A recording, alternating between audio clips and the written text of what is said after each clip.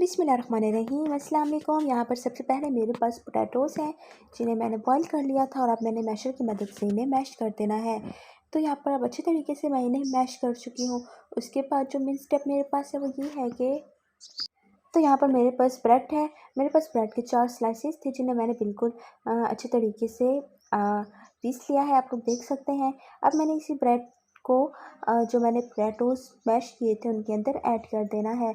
अब इन दोनों चीज़ों को ऐड करने के बाद मैंने अच्छे तरीके से इन्हें पका लेना है और फिर मसल लेना है। और यहाँ पर अच्छे तरीके से मैं स्पैचुला की मदद से इसे मिक्स कर लूँगी। और यहाँ पर अच्छे तरीके से मिक्सिंग इसकी हो चुकी है। आप चाहे तो हाथ की मदद से भी कर सकते हैं, आप चाहे तो इसकी स्पैचुला की मदद से, किसी स्पून की मदद से, जिसे आपको ईज़ी लगे उसकी मदद से कर सकते हैं। सो फाइनली यहाँ पर बिल्कुल अच्छे तरीके से मैं दोनों चीज़ों को मिक्स कर चुकी हूँ। यहाँ आप लोगों को भी नज़र आ रहा होगा।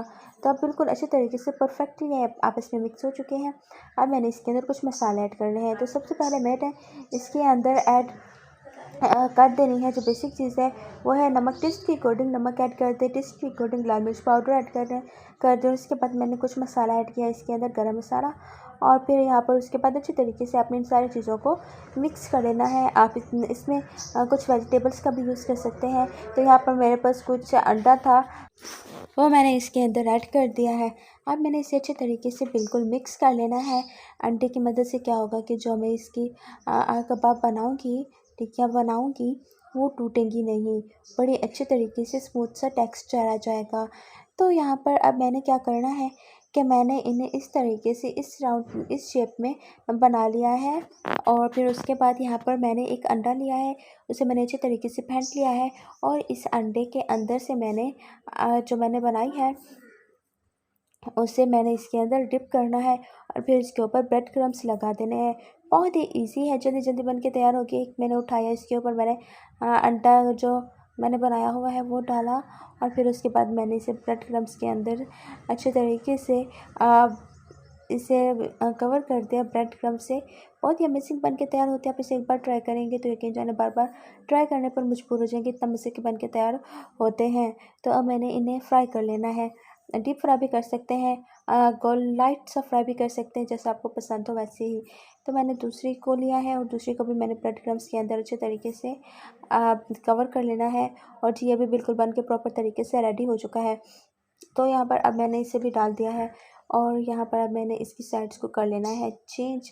बहुत इजीली चेंज हो जाती हैं, बस थोड़ा सा एहतियात करना है कि टूटे ना, बहुत एहतियात से करें, वैसे कोई दिक्कत का सामना नहीं आता। ऐसा ना हो कि ये कहीं से जल जाए और कहीं से पक जाए। आपने इसे छोड़कर नहीं जाना, अगर आपने ये गलती की तो ये ख़राब हो जाएंगे। तो आपने इसे लाइट गोल्डन ब्राउन होने तक अच्छे तरीके से कुक कर लेना है, क्योंकि अंदर तो वैसे ही आलू का मसाला है। ऊपर से खूबसूरत कलर लाने के लिए हमने इसे लाइट गोल्डन ब्राउन कलर होने तक पका लेना है। तो यहाँ पर अब आप लोग देख सकते हैं कि मैं इसकी साइड्स को चेंज कर रही हूँ। जो फ्लेम है वो लो टू मीडियम पर है। सो फाइनली ये अच्छे तरीके से पक रहे हैं। और यहाँ पर आप लोग देख सकते हैं कि ये पक के तैयार हो चुके हैं। मैंने इन्हें बाहर निकाल लेना है। सो गाइस, आपको आज की वीडियो कैसी लगी? वीडियो पसंद आई हो तो अपनी फैमिली के साथ, फ्रेंड्स के साथ ज़रूर शेयर कीजिएगा। और अगर चैनल पर नए हैं तो प्लीज़ चैनल को सब्सक्राइब कर दें, ताकि हमारी हर नए आने वाली वीडियो का नोटिफिकेशन सबसे पहले आप लोगों को मिलता रहे। बहुत जल्द मिलूँगी एक नई वीडियो में, तब तक अपना ख्याल रखिएगा, दुआ में याद रखिएगा। खुदा हाफिज़, अल्लाह निगहबान। Please subscribe to my YouTube channel.